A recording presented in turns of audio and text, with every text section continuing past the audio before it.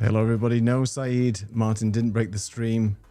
We were just recording beforehand, and we're a little bit late in joining, so blame us. But anyway, welcome to Tech Talk Thursday.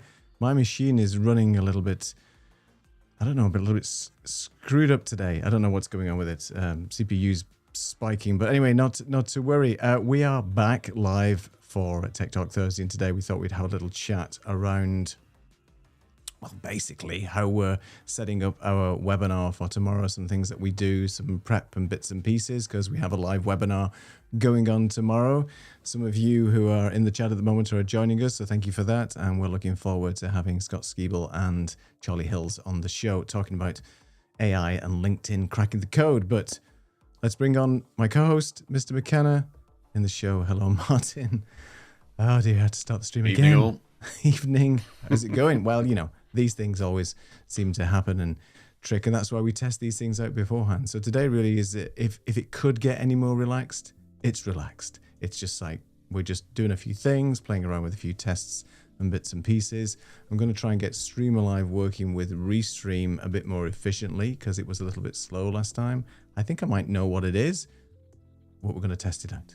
So we're also going to talk a little bit about Restream pairing, some ideas that Martin had, and also touch on Substack and a little bit behind the scenes and some bits and pieces that Martin's been working on as well in preparation for the live webinar tomorrow. So how's things with you, Martin? I know you've been busy with graphics and projects and work and stuff. Oh gosh, I've been super busy with graphics, but we should mention the most exciting news of the day, for you anyway, and that is that Elgato have released the Prompter XL. Oof. All 15 point something inches of it. Yes. So we'll see. Christmas is coming. That's all I'm saying is Christmas is coming. And it's probably going to be sold out because I know a lot of people have been asking for this particular prompter. Elgato have pushed a lot of stuff out this week. They've added new software. It's all ready for a new show, I think. I think we'll go through the entire Elgato range of stuff that they brought up for maybe next week or the week after. In fact, not next week, because next week it's Saeed. And we've got the battle next week, so we're not going to do that. We'll talk about Elgato maybe the week after. So, go ahead. How much is it costing though? I guess that's the big. I didn't notice. $599. Oh, that's not so bad actually. So. No, the other one. I think the other one was $299. That's euros, so I don't know what that is in real money. But I think that's $599 euros and so on. But yeah, so it's quite expensive, I guess. But let's see what Saeed says. And just hit the comment button. It's not free, so Saeed won't be getting one, will he? Well, I think Saeed's already got a smaller prompter. He says it's heavy compared to the small one. Yeah, the price wise. But I need to sell a kidney first. It is technically. Can you not sell the old one? Kidneys, I think. I know they're overrated. You just need one. You could sell the old Elgato or some other bits and pieces. So yeah, let us know in the chat. I thought you meant the old kidney there. No. I don't know. Is that a thing now? One kidney's older than the other. I don't know. And I just want to know from the people in the chat and yourself, Martin, is my video looking like it's a little bit losing frames to you? It's not as smooth.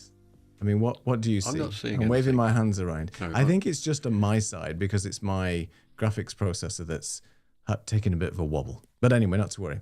Shorter show tonight, by the way. We're going to wrap up way before 9 o'clock, hopefully, because, well, I have to. So we're going to be wrapping up way before 9 o'clock. So let's crack on. Where do you want to start, Mr. McKenna? Well, we've got a live show tomorrow. And in our live shows, we now always multi-stream. And the way that we do that is that we take Ecamm live for Zoom. So regular Zoom call and into Ecamm live, and then that fires out into Restream, and then Restream fires out into LinkedIn and YouTube.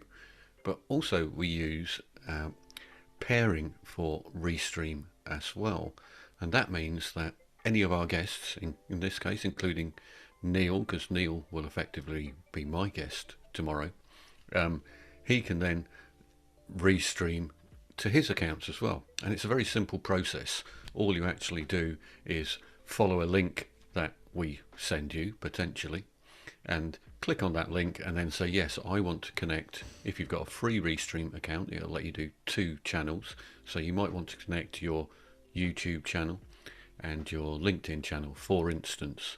And automatically when we go live, you will go live as well. So my idea was that, oh, I'm wondering now, if we do that anyway, and we also provide those links to our guests, so tomorrow it could be myself, Neil, Charlie and Scott, all multi-streaming to their various locations without them having to do anything. They literally click on a link and say which channels they want to go to. That's it. We go live, they go live. Then I thought, you know what? Maybe we should start doing this for our audience members too. So our audience members, if they saw the link in advance, because you can only do it, you can only set up the link before you go live. So as soon as you go live, the link becomes live. But I suddenly thought, oh, I wonder whether some of our audience members might like to stream this to their channels because they felt that the content would be interesting to their audience as well. And you would get kind of like a tiered effect going on, which would be like really cool way of expanding your reach to more people. They would definitely need to see the link in advance. You can't do it live.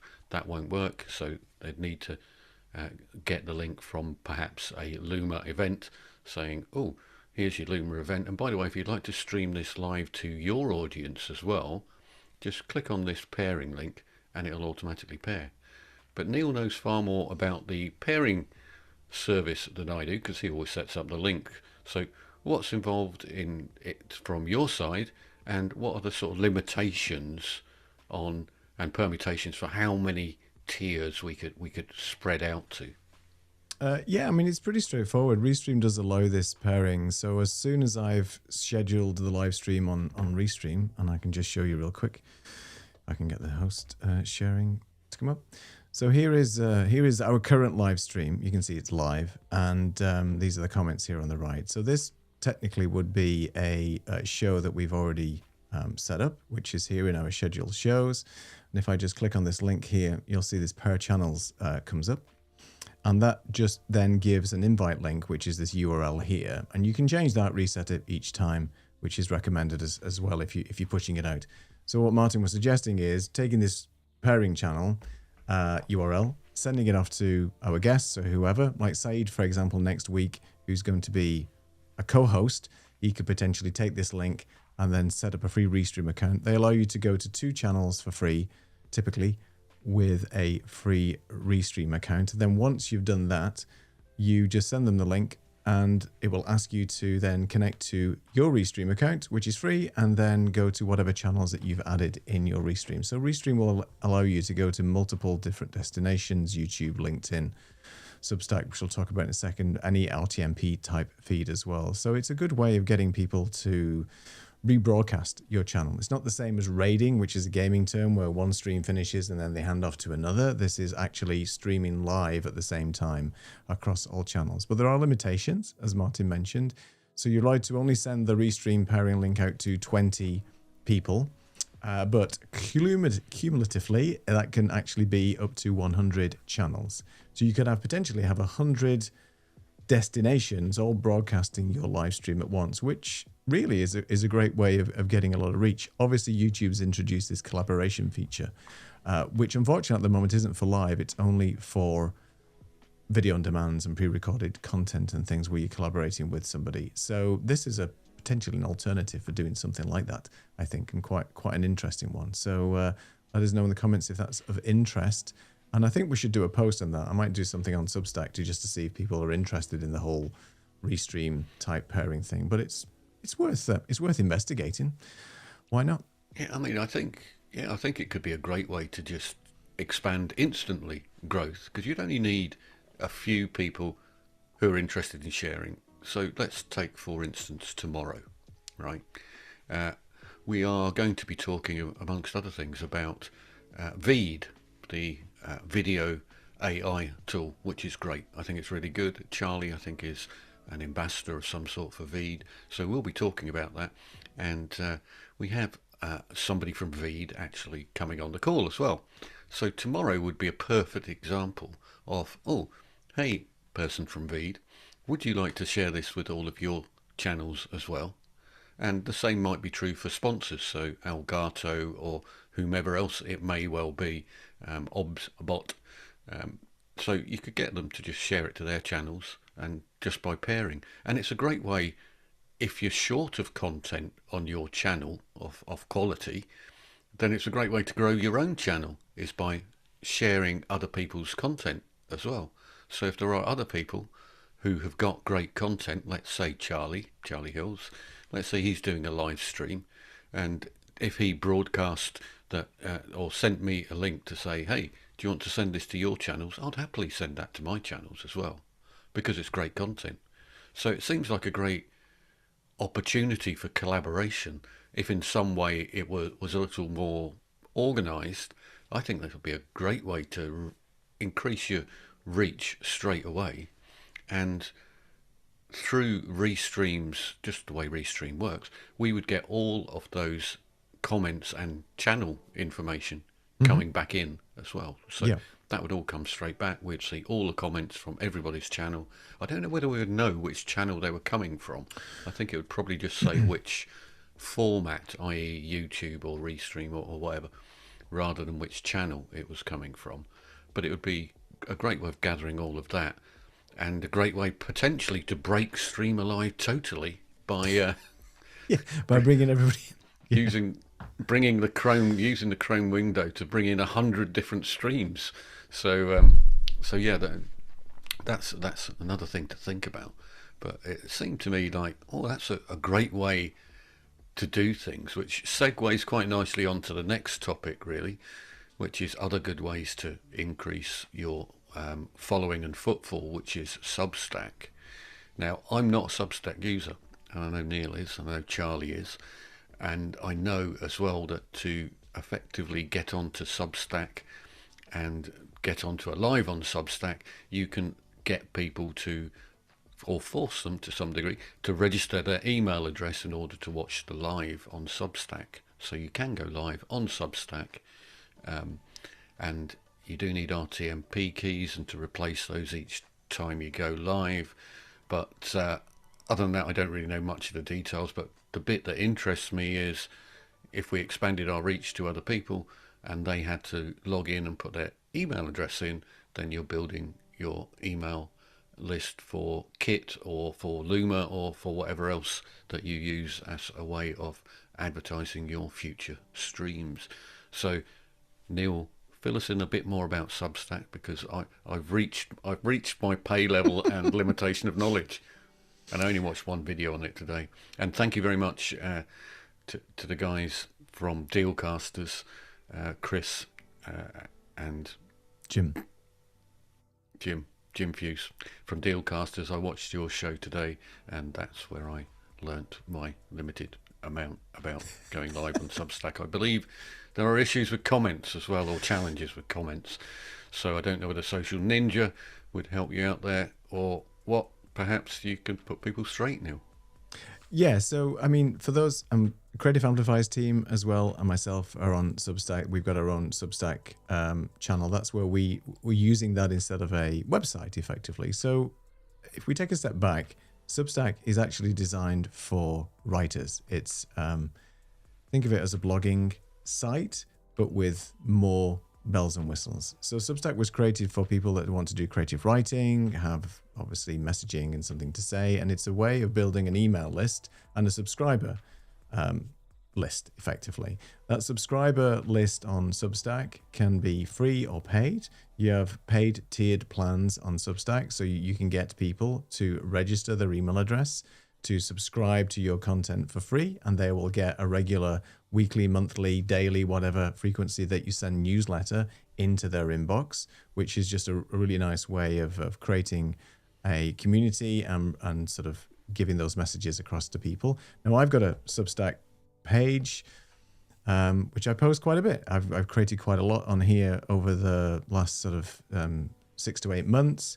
I also have a podcast on here as well. So Substack is really making it a magazine for people to post actual, what's the word I'm looking for, text content, audio content. And then recently, I say recently, about 6 months, they were trialing the idea of bringing more creators into Substack and giving the opportunity to go live. So you can actually go live in your feed now on Substack, and you've got a couple of options. You can just do an on-demand live stream on Substack. We're not going live tonight because I've disconnected it because I'm testing something else. But tomorrow, for example, I've already scheduled a show, which is our live webinar, which is going to Substack. So it's already registered on here. And I think if I go to notes, I just can't remember, it won't actually show on my side that there's a countdown. So you can see here in 16 hours, that's how long we've got, 41 minutes. I'm actually going to go live here on Substack. So this is like think of this as a feed, like a Twitter feed out to people. The Creative Amplifiers team and I always go live to Substack every Monday and YouTube and do the restream pairing and stuff like that. So that's effectively what we're doing. And I do the same thing with my own channel as well. When we do this with Martin, I'll just basically post this out every week. So it has to use an RTMP key, and every time you create a new live event on Substack, that key changes. So just like you do with other systems where they don't have a connector or an API or something like that. Comments is a problem. There's no sort of native way of getting those comments in, but it's the same with Facebook and other things. So Social Stream Ninja does work. I think Jim actually from Dealcasters posted how to go live on Substack and how to get comments in there. But it was a bit of a faff originally, and this is why I'm always sort of taking around 30 seconds to a minute when we go live, typically every Thursday, because I have to enable Social Stream Ninja, which is bringing the comments in. Then I have to have a different overlay on Ecamm. So it would be nice if everything came in, but because it's an RTMP stream, that's not supported by any third-party multi-streaming service like Restream or OneStream or anything like that, and Ecamm can't bring it in either. So you have to use another way of bringing in those comments. It does work though, and you can actually see, people coming in and responding, and it also shows you when people have joined. So if you've got quite a few subscribers on Substack, if you use Social Stream Ninja, it'll say, oh, such and such a body's joined, such and such a body's joined, and something like that. So Jim is saying... So let me just clarify that, just to clarify. So what will happen is, as I understand it, you will see the comments coming in on Substack live, but your audience won't see them live on your stream. Is that correct? You mean the audience in Substack won't see the other comments? That's right. Yeah. So the audience in Substack will only see their own comments. But if you push those comments out like we do on Ecamm and have it in overlay, because I'm actually pushing this live stream out to them, then if they're watching the live stream, then they'll see their own comments and everybody else's comments as well. So it's just a way of augmenting those comments and so on. James has joined us. Hey, James, thank you for telling me. So are you saying my link to Substack is broken in my YouTube description? That's probably a DNS redirect problem that I had some issues with a site that I was migrating from. So I'll look into that. So thank you for telling me. I don't know why that's broken, but there you go. But anyway, so Substack is a really good way of building a different type of audience. There's been a bit of controversy with the people that are already on Substack who are just dedicated writers. Like, why have we got a bunch of creators on here now posting video everywhere and going live? But Substack is trying to look at different ways of monetizing and obviously serving a wider community. The interesting thing about Substack, just the last sort of comment on it from me, is that there's no algorithm. So it's just a free-form posting. You find people, you connect. It's true engagement. You're not fighting for likes. There's no vanity metrics. They do have these likes and restacks and things, but there's no real algorithm supported at the moment with Substack. That might all change in the future, but I think it's a really nice community, a nice platform, and I really like the layout. It looks really professional, even from somebody who's a non-designer like myself. Let me just throw another one in there, and this is something I picked up from Chris and Jim, I think, so you have to correct me if I'm wrong, but there is no way to rewatch anything that was live on Substack within the Substack platform, and there is no way to search for content that is video content within the Substack platform. Is that correct? Yes, only if you post it as an actual post, then it appears on your feed. So for example, tonight, if we were going live tonight, it would be live on Substack until that moment in time where it then finishes. It goes into my drafts post list, and then I have to make the decision whether I want to then post the rewind, the replay, of that video out to my feed.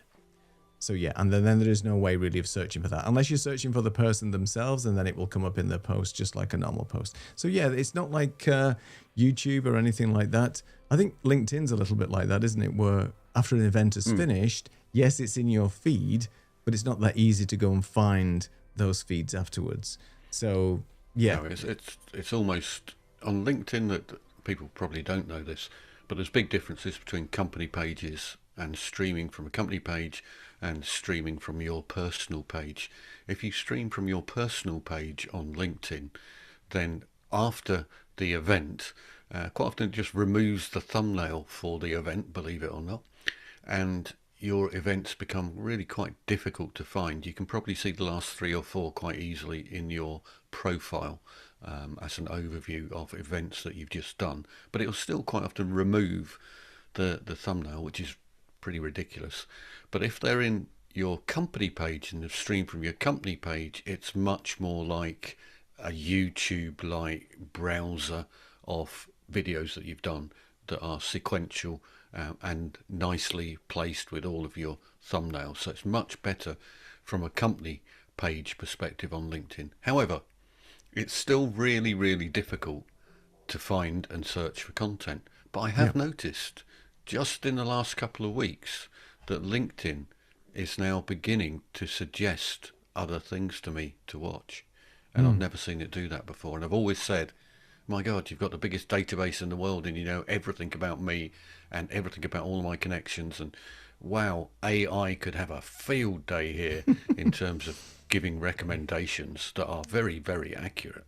Yes. And you've not been doing it. But just lately, a couple of things have popped up in my feed where I think, oh, I think it's trying to recommend things to me. I need to have a closer look at that, but I've not had a chance yet. But I will, and perhaps we'll ask a couple of our LinkedIn expert friends whether that really is happening or it was just my imagination. Find out tomorrow. Come and join us. Right, so let's quickly go to this, if I may, just on the whole Stream Live thing, just real quick. I just want to check to see if this actually works. So here is my restream chat. Here is some spam because I'm streaming to Kick, and because I can and it's free. Who knows? Who's out there watching this in the Kick world, which is mainly aimed at gamers. So this is the restream chat that I've just popped out. So I have to connect this with the Streamer Live plugin. So I'm just going to connect the Streamer Live plugin and hit connect. What it's going to do is it should open up Streamer Live again and say go to my presentations, and let's do I don't know, let's just do an influencer interview because I don't have any presentations listed at the moment. Right, so that should be up and running. It's just one window here. I'm going to close this other Streamer Live down just for a second and just grab this, pop this up at the front. So this is our Streamer Live window. So let's just type anything you want in the chat. I'm just going to put it in this chat on this side so I can actually see what's going on as well because I've got 2 chats going on. So let's just do a quick test to see if it's going to pop up. I don't know whether you want to type something as well. Anybody want to test anything? And let's just see what's going to come up on here. It should be pretty quick. I would have thought. Maybe it's not going to come on Zoom, Martin, but... maybe not. No, I don't think so. Let me just pop out the chat here a second. So that's the bit I don't understand. It seems to be quite... it might just be me, but I've got the restream chat here. And it's pretty... it's just not doing anything for me. And I know I've had this issue before. I'm just going to post on YouTube 1 second and just say, hello.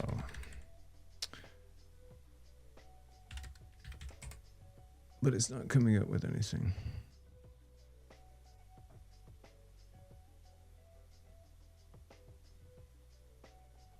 Transient thoughts.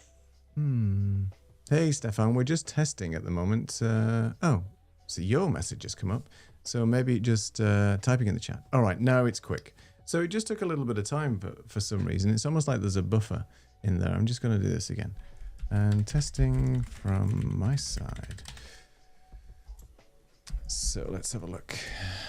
Yeah, okay. So it just took a little bit of time. So that is working all right. You can see. So what I'm doing right now, it's a bit confusing, is that what we're doing is we've got the Restream chat that's basically chugging away in the background and people are typing in their chat, and then it's obviously appearing in the Stream Live cloud. So that's okay. So that seems to be running. Let's see if the world one works.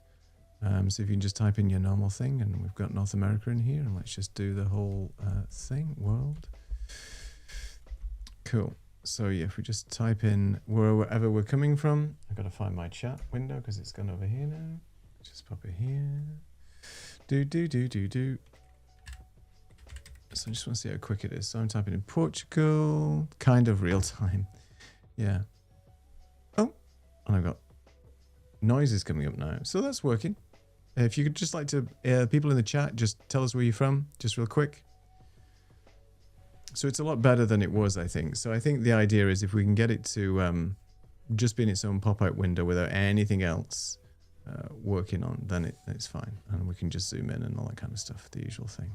Good. All right. I think that's working. Edinburgh doesn't exist. I know you've not typed it in, but I'm just kidding. Who's in Spain?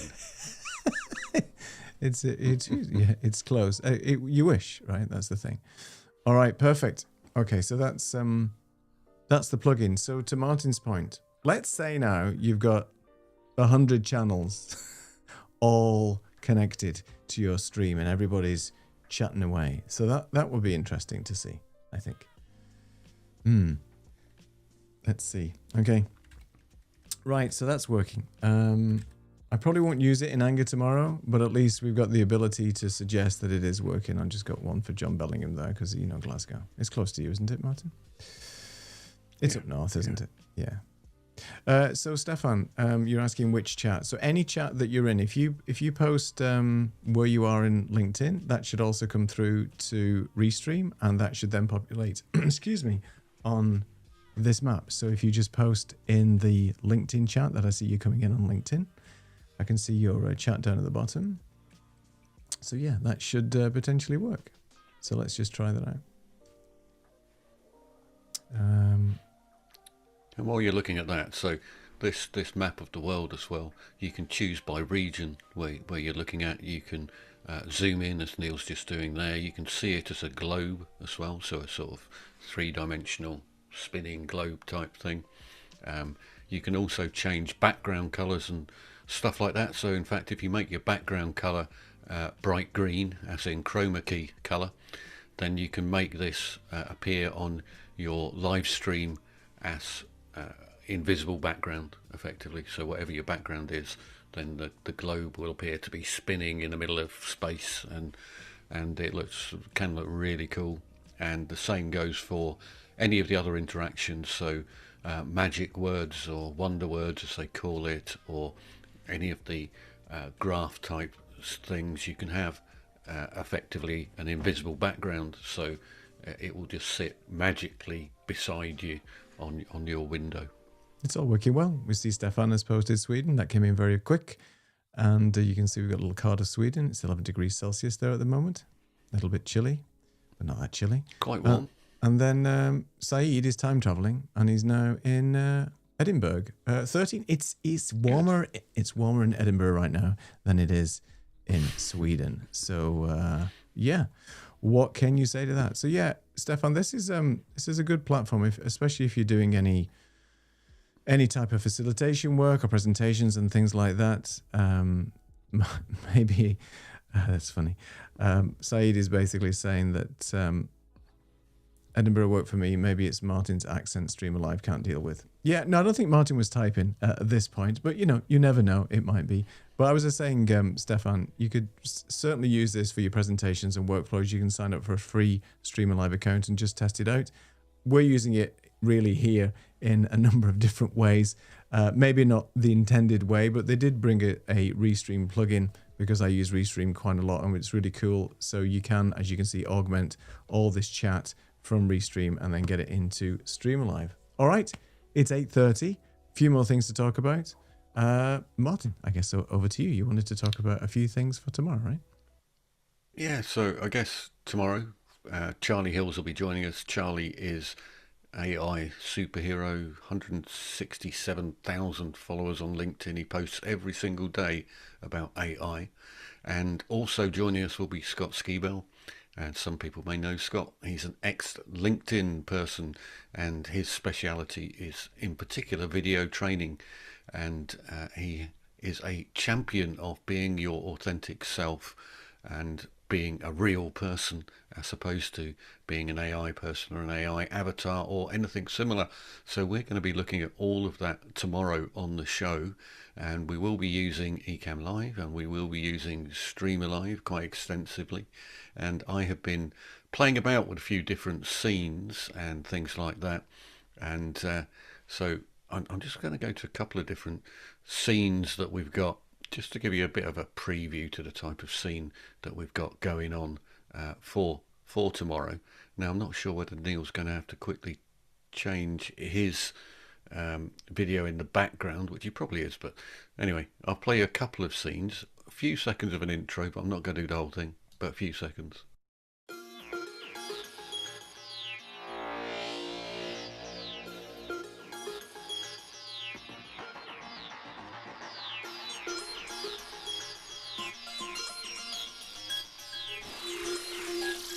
Neil will now have to change. Then it would be this. So we wouldn't see you.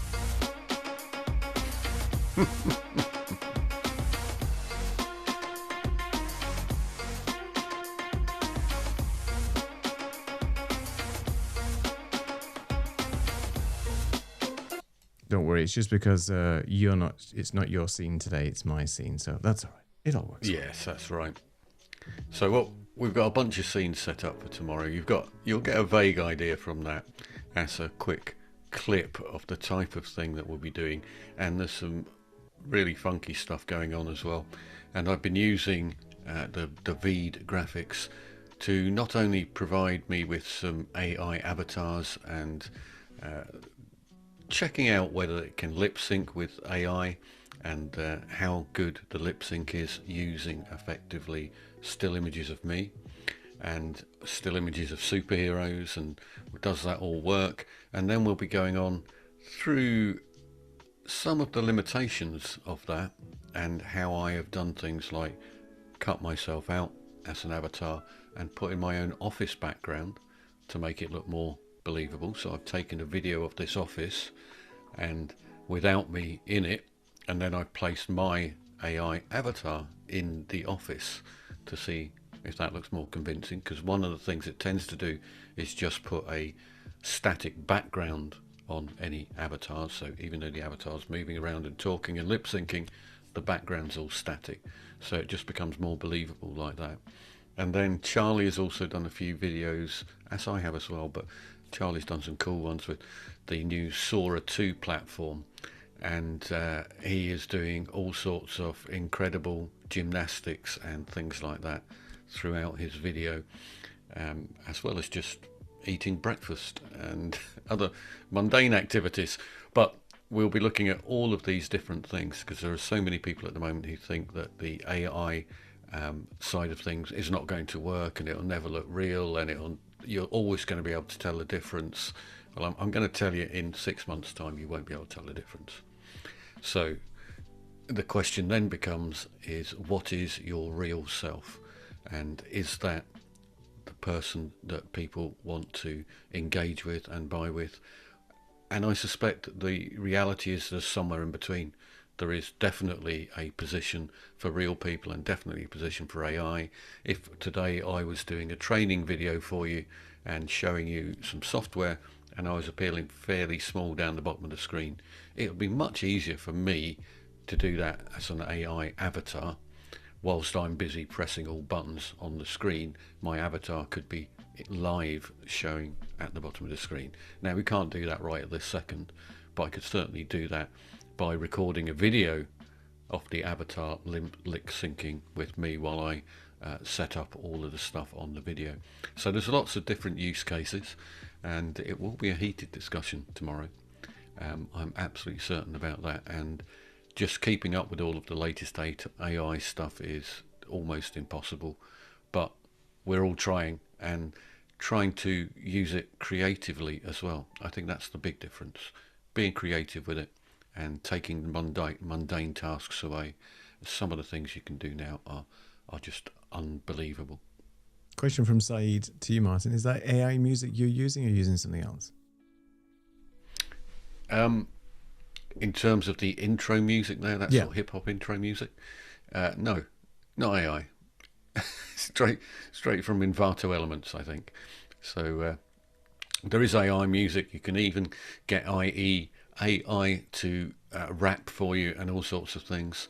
It does some highly entertaining things dependent on what the words are.